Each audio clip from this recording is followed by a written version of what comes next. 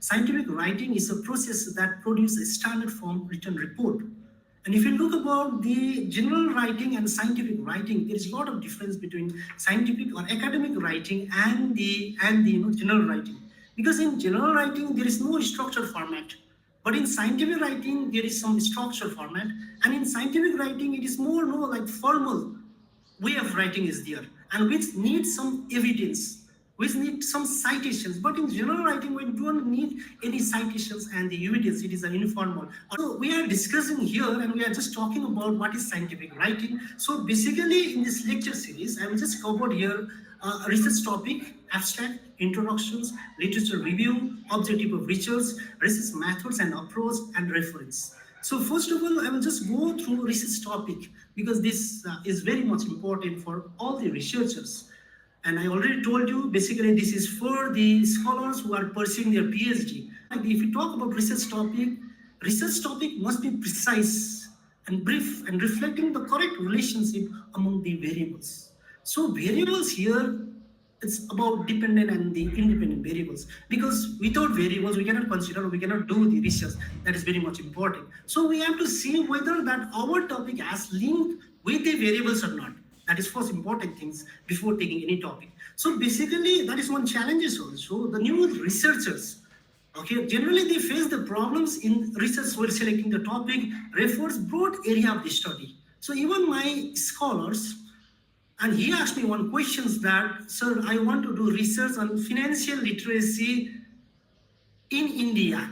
So taking a topic, you have to narrow down that topic also, because financial literacy, if we narrow down to financial literacy in the state of West Bengal or financial literacy in the state of Sikkim, that makes sense. So we have to narrow down the topic. So that is also important and challenging task for the researcher, narrowing the topics to such an extent that it becomes something insignificant sometimes also. So we have to see carefully that whether that is significant or not. Okay, because taking the PhD topic and doing some research like the financial literacy among the household of the village, it does not make any sense. So which we have to see about it. And we have to avoid this kind of unscientific terms of argumentative and biased nature when selecting the topic. That is very much important. So here the things what I'm guiding to my scholars is that selections of a research topic, and the points to be noted here is that basically research topic, whether the stakeholders are interested in your research paper or not, because what they see, they believe. So first of all, the important point is that there should be some limitations in the word, that I cannot write like the 20 words or 30 words as the topic. So limitations, and there is no thumb rule to go for like kind of 7 to 15 only. This is as per my experience. So there is limitations that 7 to 15 words should be there. So not more than 30 words, because it does not make any sense. So another one is that it should be relevant with these subject matters. Okay, that is also one important thing. And grammatically, it should be correct. That is very much important, because I have seen many papers also, okay, right? They have written well. As the main body part, they have written well. But regarding the topic, there is some grammatical error. So which we have to be more careful about that, whether there is grammatical error or not. So another thing is that we have to avoid the abbreviations. That is very much important, because take one example of like example GST. If you write GST, it does not make sense. So we have to write goods and service tax in the topic. So that is important, that which we have to consider. So generally for new researcher or beginner, okay, right? These questions plays one of the significant role for them also to understand or to take the topic, okay? Because without like the considering such questions, we take the topic and later on we face the problems, which we have to understand before considering any topic, the community or not. That is one important thing. Is it novel and formative? That's another thing. Is it significant, the interest of research for the researcher and peer community? Is it feasible to conduct the research? Whether it is feasible to conduct the research also. So that is very much important, because I have seen that like some scholars, what they do, that sitting in India, they do the research taking the data of some other countries. Although for secondary data it's fine, but regarding the primary data, okay, some kind of feasibility is not there, because financial constraint might be the one reason. So we have to be more careful before selecting any topic. So another one is that does the researcher have the relevant competence in that particular field or not? That is as per their expertise, because no one is expertise in their no like in different fields. They are expertise in one particular field, so that particular field is as per their interest. So that should be considered, whether that may be the primary data or whether that may be the secondary data. So that we have to see whether the sufficient data is there or not. So first of all, you have to identify, okay, right? You have to see the professors who are expertise in that particular topic in my research area or in my interest of research. So you have to identify it. Does the researcher have necessary financial resources to carry on the study? The abstract. As you know well, no, like the sending the paper in any conference or seminar, basically the committee will consider about your abstract, that 300 words or 150 words or 200 words, it depends upon the committee, okay, right? So here also which we have to understand what to write in the abstract, that is the components of abstract. So if you look about the abstract, which consists of 300 words, 200 words, or 150 words. So here I have segregated what to write in the abstract. Importance and introductions, I have given 20% of that particular components of abstract. And regarding methods,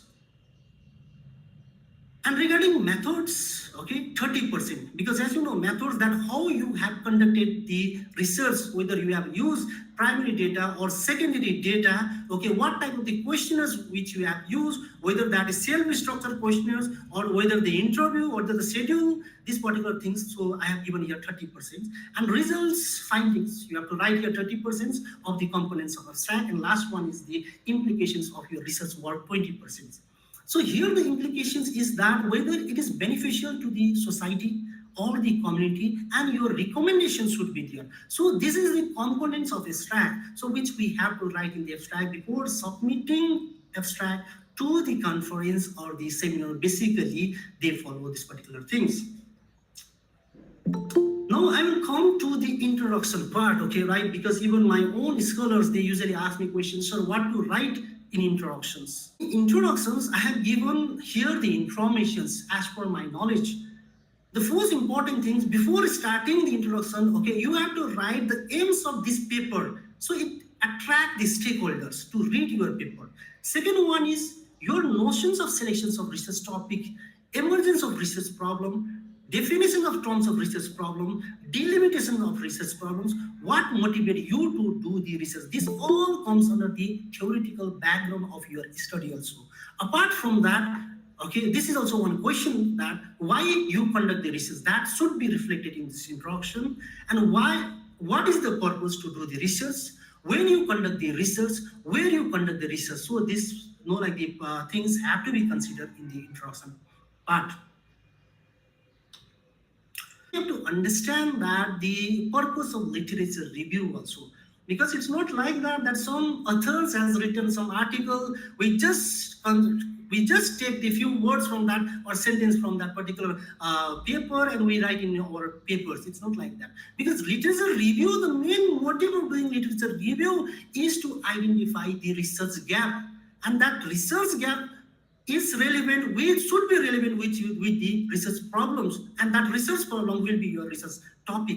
So generally, if you look about the types of literature review also, narrative review is there, okay, right? It is based upon the kind of some story, okay, and discipline also I have considered here: psychology, systematic review, management, sociology, commerce, or political science, etc. In systematic review, the analyzing and collections part is done here. In interrogative review is basically the human resources. Systematic review and meta-analysis is done by the medicine, so which I have classified here. If you want to go more details about these types of review, I have given the reference here, which you can see. So, and another thing is that what we read today, we'll forget after 3 months or 4 months, after maybe 1 year, because as we know that writing part, basically we take 1 or 2 years in PhD, and rest of the part, like we usually go to collecting the data, where literature review part is 6 or maybe 3, 4, or 5 years. But generally what we have read in the year 2019 and 2020, we forget the things. So this is one particular format also which we have to consider, because it makes sense that later on we are not machines that we remember everything. So you have to prepare this format. First of all, you have to write the topic of the research paper, author name, year, objectives, methodology, which methodology they have considered, even the variables, whether that means the dependent or independent variables, okay, findings, what they have found and what they have suggested. Then after, your duty is to identify the research gap, whatever they have done in that particular paper. And our duty is to say that which particular things has not covered, and that particular things you have to reflect in your paper. That is the main motive of going through literature review, and this is the format which we can follow. So after that, to write literature review. So first one is designing the review is important. As how to design the review is based upon your objectives. What is my objectives? What are my objectives? On the basis of that, you have to segregate your literature review part. That is the designing the review. Another one is conducting the review. After that, you have to see what has he has done. Then after, you have to analyze, because the things of paper we cannot write. If we write, that goes in another sense. So then after comes about the writing the review of that particular paper.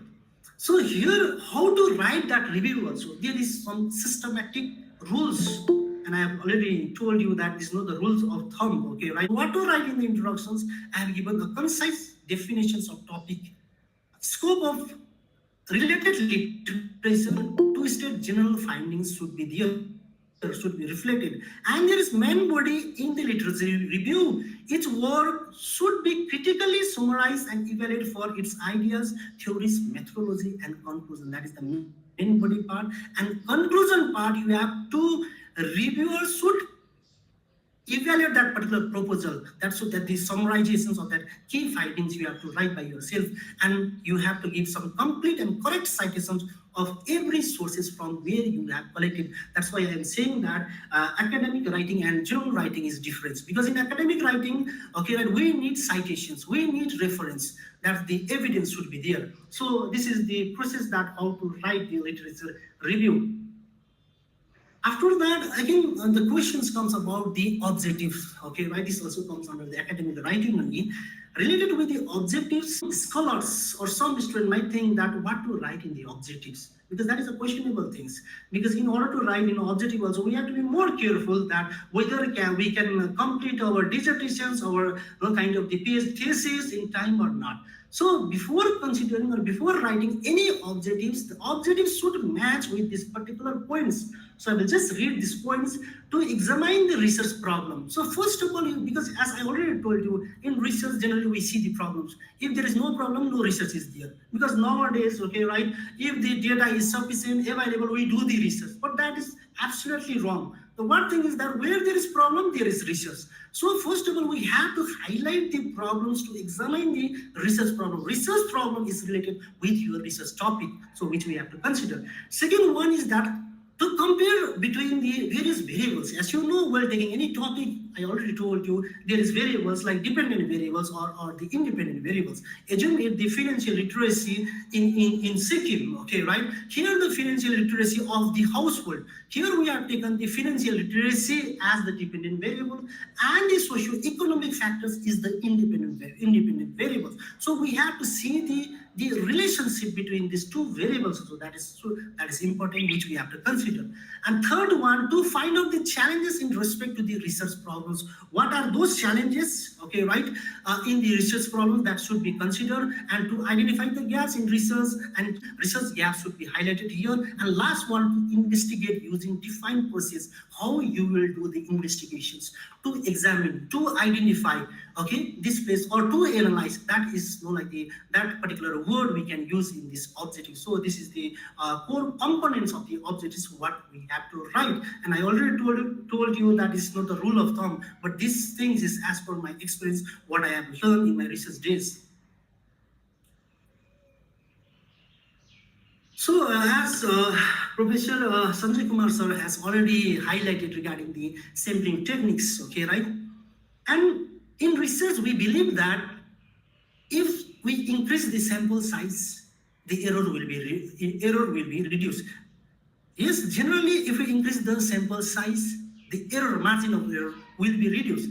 But there is another part is that if the sampling techniques is not correct, your validity, reliability of that particular data will not be correct. So we have to see which techniques we have adopted, we have followed in our research. And before adopting any techniques, this sampling techniques or statistical techniques, we have to understand the characteristics of these particular components of sampling techniques.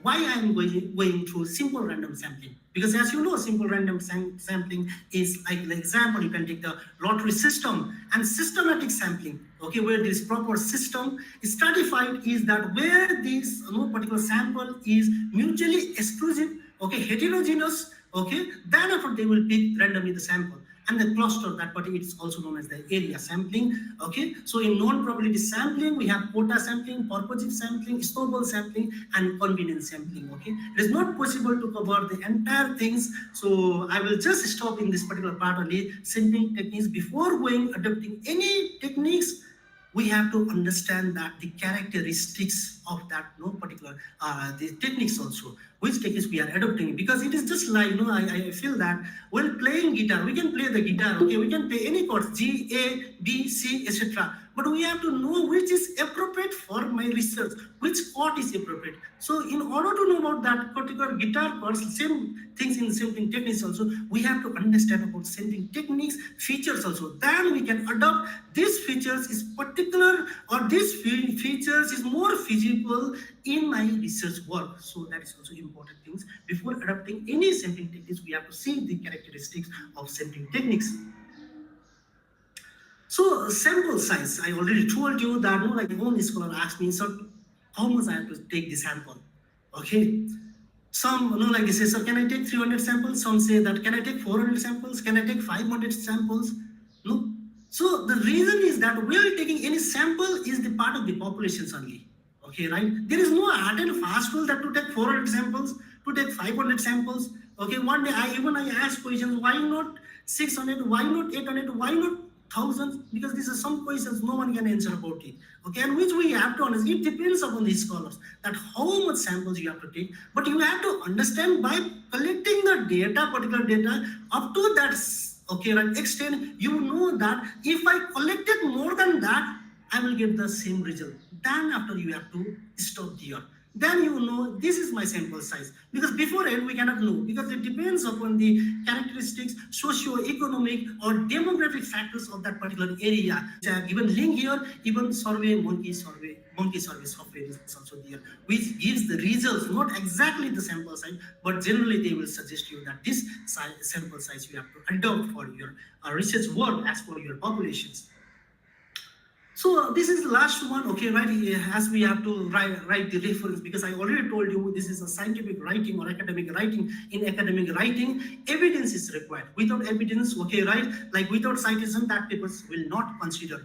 If we have given the proper citations, there is no plagiarism issue will be because nowadays the plagiarism issue is must, okay, right? Everyone is just wondering if I have more plagiarism issue. If you give the proper citations, there is no plagiarism issue. So citation is important to avoid the plagiarism. If who does not know how to cite his or her paper, cite this plagiarism will be there. But we have to understand how to avoid it. In order to avoid it, we have to give the proper citations. So proper citations is APA stand, American Psychological Associations, which I have given my own paper how to write in APA style, or MLA, Modern Language Associations. Here you can go through it, and even you can find through Google Scholar. All lectures, all the topics you will include in your lecture, very useful for us, and we are very grateful to have you, sir, in this evening. Thank you, sir. और हम invite करेंगे अभी all the participants जो जिनके कोई सी queries हो, हमारे दोनों ही सर मतलब यहाँ पर मौजूद हैं, आप अपनी क्वेरीज को सर से पूछ सकते हैं. Thank you. Yeah, good evening, sir. Am I audible? Yes, ma'am. Yes. Okay. Yeah, myself, Professor Sunita Yadav from Mumbai University. Sir, anyone can answer. I really will be feeling grateful either Sanjay sir or Parmeshwar. I just need an answer. Sir, actually being a researcher, we were having the problem of a plagiarism as explained by Parmeshwar. Sir, do you really feel so that paraphrasing can be considered as plagiarism? It can come under the plagiarism? Ramesh sir, it is over to you. Okay, regarding paraphrasing, if we go for that particular things, also up to some extent we can avoid it. It's not like that. We can avoid it through paraphrasing also, because generally, as no, I already told you, no one is expert in that particular field. Okay, right? One has to take from other informations. We can go for that, but that should be more appropriate. It's not like that 5, 6, or 7 sentences I have just taken from that. You have to reframe that particular sentence also. Okay. So Okay, sir. if we look about the research work, generally the researcher will do 20 or 30% of research only. Rest Correct, of sir. the work, like 60%, belongs to the earlier researcher. Yes. And regarding the plagiarism issue, if we go through the Tornitin software and Urkun software, okay. Okay. Yeah, these are the But- two softwares. Sir. Yes, and you can say that if you do the paraphrasing or rewriting of that particular research work, whether it will consider or not, that we can check from that also. Okay, it depends. Sir, Parmesan, actually over here in Mumbai, there are the two institutions that they can check. If we want to check, so we have to take the paid version. So it is not allowed for us. So we having the certain colleges, those who are doing this, checking the Turnitin and Urkund, this. So even though sitting at home, if I wanted to need to check where to go. Ma'am, abhi khas kar to these softwares are available in libraries of colleges or universities. We can help you out if necessary. We have both software in our library. Ji, sir. Ji. So, Thank you. We'll be happy to help you. Thank you. Thank you, sir. Sir, seriously, sir. Thank you, Sanjay, sir. Thank you, Parmesan, sir. Anyone have any question? Next. A very good evening to Vikasji, you and to the professor that we have provided the lecture. Sir, this is and my query ये है कि sir ने बोला कि जो review of literature that we can prepare as a in table. So can we use that table in our research paper, or we should go as a paragraph wise? Is it okay to put the table that कि हाँ ये writer का नाम है, then year of the publication, and then objectives of the paper, and can we do that in research? No, sir, that is just for your reference only. Okay, to recall that memories what you have learned earlier time. Okay, that is not the way to write as in the thesis. That is only for your reference to recall that particular memories what you have already learned before, because we'll forget in within few, like the months or 6 months, 7 months, or 1 year. Okay, that is only for reference. Yes, sir. Thank you. Presentation, I think that makes the sense. If you present in such a way that I think so that makes sense in presentation, but not in thesis writing. Thank you, sir. Okay, and anyone?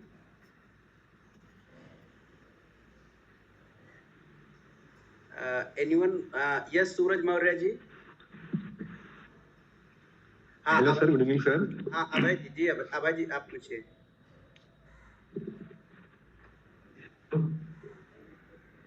Ji Abhay sir. विकास जी आवाज जा रही है?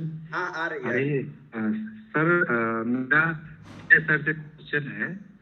मैं करता हूँ. मैं अभय विक्रम है, शोध छात्र, इंदिरा गांधी जनजातीय विश्वविद्यालय अमरकंटक का समाजशास्त्र और समाज से मैं रिसर्च स्कॉलर शोध छात्र हूँ. सर, जैसे मेरा क्वेश्चन है कि रिसर्च क्या कहते हैं, लिटरेचर का क्या क्राइटेरिया है कि कितना रिसर्च रिव्यू करने बाद हम सेटिस्फाइड हो जाए अब मेरा रिसर्च क्या कहते हैं लिटरेचर रिव्यू हो गया है, उसका क्या क्राइटेरिया, इतने आर्टिकल, इतने बुक्स का कोई और कितना इंश्योर कर पाता है वो कि उसने सारे आयामों या डायमेंशंस को कवर कर लिया है. Sir. Yes, correct, sir. Whatever you have said, that absolutely correct. But what I want to add here that in regarding literature review, maximum researcher literature review, they just take any article randomly. First of all, we have to see the authenticity, reliability, and the validity of that particular research paper, and that which we can get through citation or high citation only. And we have to read that particular research paper. And another thing is that, well, considering any literature review also, because that outdated. I have seen even my own scholars, they bring the research paper of the year 1990 and the 1991. Most of that research paper is outdated because nowadays research is going increasing so fast. So we have to consider the latest paper that which was written in the year maybe 1920, 21, or maybe 2022. If we don't have such kind of papers within that particular year, we can use previous year research paper also. So what I believe that we have to use latest one, because research gap they have already identified, that's why they are doing the research. So we have to identify another gap from that latest paper. Thank you. Okay. Next. Sir इतने अच्छे ढंग से Sanjay sir ने, Pramesh sir ने बहुत अच्छी जानकारी दी है रिसर्च से रिलेटेड, और बहुत सारी जानकारी हमको मिली है। इसके लिए पूरे आयोजन टोली को बहुत बहुत बधाइयां और साधुवाद सभी प्रतिभागियों की ओर से मैं कहना चाहूंगा। और एक निवेदन कि कृपया वो फीडबैक लिंक अगर हो तो वो दे दें, और अगर एक सर्टिफिकेट हमको मिल जाएगा तो बड़ा अच्छा हो जाएगा सर। बहुत बहुत धन्यवाद आपका भी sir, thank you so much. और आप सभी का बहुत बहुत आभार कि आप कोई क्वेश्चन किसी का नहीं है तो अब हम सेशन को एंड कर रहे हैं। किसी का कोई क्वेश्चन है तो केवल lastly Sanjay sir and Parmesh sir, please sir, it is a request, kindly share the PPT. It is very knowledgeable. Please sir, it is a request. Okay. तो प्लीज अगर 2 मिनट, एक्चुअली क्वेश्चन नहीं but मैं sir से जरूर कुछ, दोनों ही sir से कुछ पूछना चाहूंगी। Yes, yes. अगर आप अलाउ करो तो। Yes. सर जैसे कि सर ने बताया, प्रमेश सर ने भी, हम सैंपल साइज की बात कर रहे थे, तो सर ने राइटली कहा कि जब हम सर्वे के लिए जाते हैं तो एक स्टूपिड क्वेश्चन हम लोगों के माइंड में होता है कि 50 लोगों को लेना है या 100 लोगों को लेना है। बट सर क्योंकि मैं जो मेरा नेक्स्ट चैप्टर है जिसमें मैं काम कर रही हूँ, मैं सर्वे के लिए जाऊंगी माइग्रेंट फैमिली की हिस्ट्री के लिए। तो मैं आपसे बस पूछना चाह रही हूँ कि मुझे किन चीज़ों का ध्यान रखना चाहिए सर, क्योंकि मैं बिल्कुल न्यू हूँ अभी और इससे पहले मैंने सर्वे नहीं किया है। और मैं जिसमें रिसर्च कर रही हूँ सर, पार्टीशन के बाद जो रेफ्यूजीज देहरादून और नैनीताल डिस्ट्रिक्ट में जिन्हें रिहेबिलिटेट किया, उनकी सर्वाइवल स्टोरी, और वो जो एक न्यू लैंड में आए और उन्होंने कैसे सर्वाइव किया, और क्योंकि उनकी आइडेंटिटी एक सेल्फ रिलायंट ह्यूमन बींग्स की है, तो उस पर मेरा काम है। तो नेक्स्ट चीज़ जो मुझे करनी है सर वो है उनकी फैमिली हिस्ट्री देखना, और उसी में से मैं कंक्लूड कर पाऊंगी कि उनका क्या कंट्रीब्यूशन रहा है। तो मतलब आपसे थोड़ा सा अगर आप इसमें मुझे एनलाइटन कर सको कि मैं किन चीज़ों का ध्यान रखूं एट द टाइम ऑफ सर्वे और सैंपल साइज की जो हम बात कर रहे थे। मतलब I am not asking the number, but मतलब कब, मतलब I hope you understand. Okay ji, तो दोनों ही सर से या sir. Yes, Mega ma'am. Actually, regarding the going for the field work, okay, right? What I suggest you that first of all you have to go pilot survey, because that will comes before going the field survey. First of all, you have to go pilot survey. Pilot survey means just to see the respondent, okay, right? Their preference, their socio-economic factors, okay. Then after, by considering 50 sample, okay, you have to analyze and you have to do the interpretations whether that 50 sample will give sufficient results for your research objectives or not.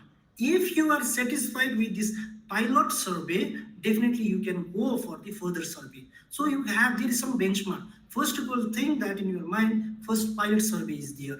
Pilot survey is to understand about the reliability of the data, is to understand about the preference of the respondents, whether it is feasible for you or not. In pilot survey, you understand everything, that from where to get this support, that automatically will comes to you. Okay, right? Today you are raising these questions. The reason is that because you haven't visited, I feel that. First of all, just go there and just see there and meet the people, ask them, ask their taste and preference, then make the questionnaires, then you will be more familiarity with the peoples or with the respondents, and which is more easier for you to collect the data. So I suggest you better to go for the pilot survey than go for the final survey. Thank you. सार्थक और व्यवस्थित अपना वक्तव्य रखा हम सबके समक्ष। जिससे कि हम लोगों को बहुत कुछ मिला और हमारे सभी पार्टिसिपेंट को।